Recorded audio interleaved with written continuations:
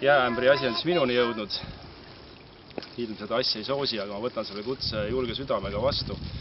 Ja selle asja taust on siis see, et see sama külm vesi peaks siis tekitama meis normaalsetes tervetes inimestes tunde, mida tunnevad siis halshaiged. Ehk siis on mingisugused krambid, see on närvihaigus ja see on üks väga kole asi.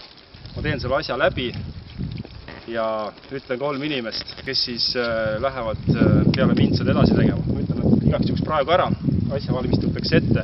Et 3 inimest on mu hea endine eks-kaasraadiosaatejuht Maris Järva, veel parem kolleeg aegade algusest Margus Kiiver ja 3. valin ma inimese, kes minu pulmas täitis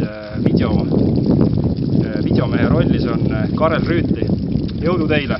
Nüüd lähen mina.